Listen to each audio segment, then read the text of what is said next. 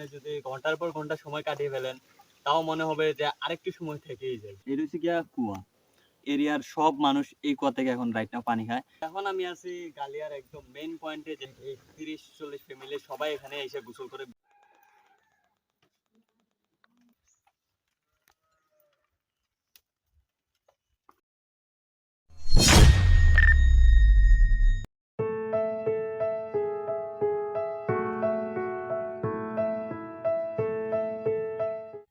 আসসালামু আলাইকুম guys, welcome back hour brand new video.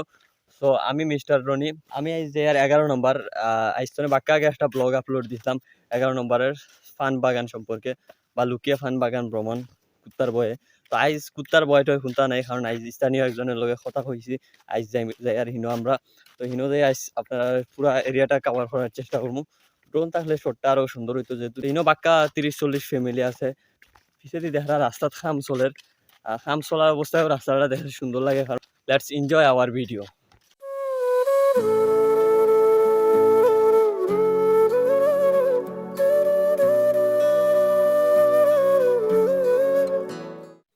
So আমার পিছনে দেখতে পাচ্ছেন একটা লম্বা সিঁড়ি, এটা হচ্ছে মেইন এখানকার যাওয়ার রাস্তা, মেইন রাস্তা যেটা এটা এখন। আর আমরা এখন এটা উপরে উঠবো। আর এটা এই রাস্তা বাদে এছাড়াও আরও প্রায় 6টা বা 7টা রাস্তা আছে এখানে। সো আমরা এখন এটার উপরে উঠবো। সো আমার পিছনে দেখতে পাচ্ছেন পুরো এরিয়াটা পান বাগান, আর এখানের বেশিরভাগ মানুষ এটার উপরেই নির্ভরশীল। হয় তারা এখানে পান চাষ করে, না হয় পুঞ্জিতে বা খাসিয়াদের জমে গিয়ে কাজ করে।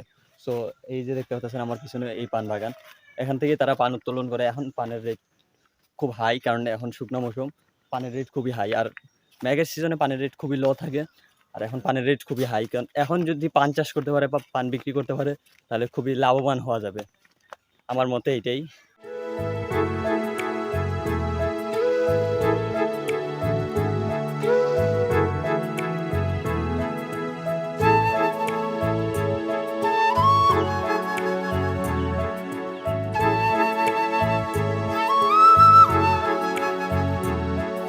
তো গতদিন যখন আমি ভিডিও করছিলাম বা গতদিনের যে ব্লগটা দিছিলাম, ঠিক এই জায়গাটাতে আমি দাঁড়িয়েছিলাম। এই যে দেখতে পাচ্ছেন এই জায়গাটাতে দাঁড়িয়ে আমি এখান থেকে ব্লগ করছিলাম, এখান থেকে পান গাছটা দেখছিলাম। এইবার এখন এটাতে পান একেবারে নাই, সব পেঁচে ফেলছে বা তুলে নিয়ে গেছে। আর আমি ঠিক এই জায়গাটাতে দাঁড়িয়ে আমি গত ভিডিওতে ব্লগ বা ভিডিওটা শ্যুট করছিলাম। আর এখানে একটা কুত্তা ছিল যেটার ভয় পাইতাম আমি খুব বেশি। আর এইবার আইসে আমি তো আরও পুরো টিলাটা এক্সপ্লোর করতেছি, এবারে আরও বেশি কুত্তা, মানে কুত্তার শেষই নাই। সো এই ঠিক এই জায়গাটা, তার এই রাস্তাটা দিয়ে হাইটা গেছিলাম আমি।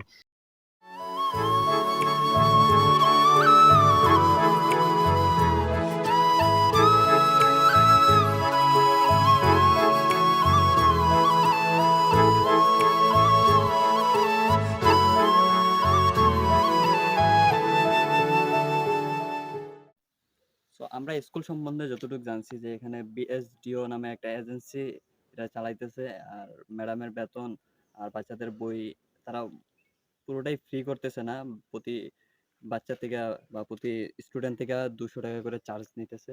ওখান থেকে ম্যাডাম কিছু বেতন পাইতেছে, আর কিছু এজেন্সি বই বা খাতা যা যা লাগে ওগুলো কেনার ব্যবহৃত করতেছে। তাছাড়া এখানে যে ঘরটা আছে ওইটাও এজেন্সি, ওইটার ভাড়াও দিতেছে। সো বিএসডিও এটা কোন এজেন্সি আমি সঠিক জানি না।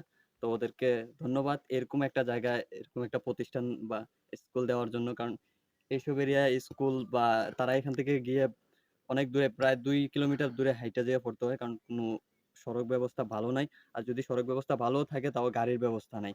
আর গাড়ির ব্যবস্থা থাকলেও তাদের এতটুক মানে সামর্থ্য নাই যে গিয়ে ওখানে গাড়ি দিয়ে পড়বে, প্রতিদিন আসা যাওয়া। তো এখানে স্কুলটা দেওয়ার জন্য আমি অনেক অনেক ধন্যবাদ বিএসডিও কে। তো আমার পিছনে দেখতে পাচ্ছেন একটা পুকুর বা ফিশারি যেটাই বলা হয়, এটারে এখানকার লোকাল ল্যাঙ্গুয়েজে বলা হয় গালিয়া, গালিয়া পুকুর। তো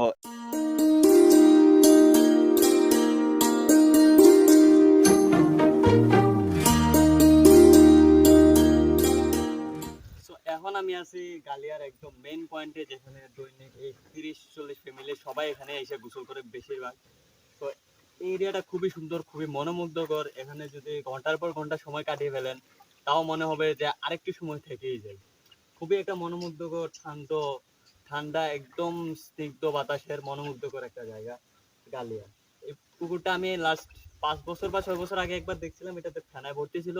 কিন্তু এখন রাইট নাও এটা খুবই সুন্দর, খুবই ফ্রেশ। পানি দেখলেই বোঝা যায় যে এখানে একটা আলাদাই ভাইব আছে। এখানে গোসল করতেও মনে হয় খুবই ভালো লাগবে। যদি আমি মানে এক্সট্রা কাপড় আনতাম তাহলে অবশ্যই এখানে একটু গোসল করে যেতাম। আর এই গালিয়ার চারপাশে অনেকগুলো শাপলা দেখা যাইতেছে।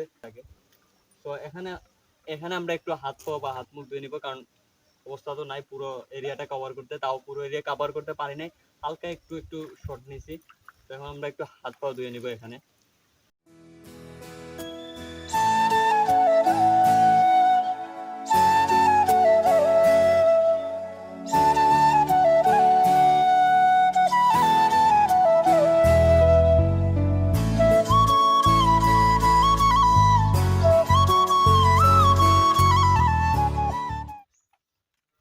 পানপাড়াটা দেখতে যতটা সুন্দর আর ইন্টারেস্টিং ততটাই রিস্কি, কারণ একটা বাঁশের উপর দাঁড়িয়ে পান পাড়তে হয়, আর পিঠে থাকে প্রায় 10 থেকে 12 কেজি ওজনের একটা হ্যাঙ্গার যেখানে পান রাখা হয়। পান সহ এটার ওজন 10 থেকে 12 কেজি হয় আর কি। আপনারা আবার খালি খালি মনে করেন না ওইটার 10 থেকে 12 কেজি, তো পান সহ এটা 10 থেকে 12 কেজি হয়। দেখতে খুবই ইন্টারেস্টিং কিন্তু খুবই রিস্কি একটা কাম। I respect this work. So এটা হচ্ছে গিয়া লাস্ট প্লেস। তো এটা হচ্ছে গিয়া কুয়া। আর এখন 2026, কিন্তু এখনো এই কুয়ার থেকে যে পানি খায় বাংলাদেশে এটা অনেকে জানে না। আর এটা খুবই ফ্রেশ একদম পানি। আর এই এরিয়ার সব মানুষ এই কুয়া থেকে এখন রাইট নাও পানি খায়। এর আগেও 3টা বা 4টা কুয়া ছিল, একটার পর একটা ধাপে ধাপে। এখন রাইট নাও এটা আছে, হয়তো বা এটাও একসময় থাকবে না, আরেকটা নতুন করে খনন করা হবে। আপনার স্ক্রিনে দেখতে পাচ্ছেন কুয়াগুলোর অবস্থা কি আগের, পুরাতন কুয়াগুলোর অবস্থা। আর এখন এটা একদম নতুন মনে হয়, লাস্ট কিছু বছর ধরে এটাই চলতেছে। আর এটার পানি খুবই ফ্রেশ, আমি নিজেও খেয়ে দেখছি। এখন কিছু নাই, এই যে রশিটা এটা দিয়ে পানি তোলা হয়। তো আজকের ব্লগ আমি এখানে এন্ড করতেছি। আর আমার এই পুরো ব্লগে সাপোর্ট দিছে আমার সুজন ভাই, এখানের স্থানীয়। আপনারা যদি ঘুরতে আসেন তাহলে ওনার সাথে কথা বলতে পারেন। এখানে পুরোটাই আমার হেল্প করছে এই ভিডিওতে। আমি অন ক্যামেরায় আনতে পারি নাই, আই এম সো সরি। আর তাছাড়া আমার একজন ক্যামেরাম্যান নিচে যে ওয়েট করতেছে, তাকেও ক্যামেরাতে আনতে হবে। তো ধন্যবাদ ধন্যবাদ আপনাদের সবাইকে।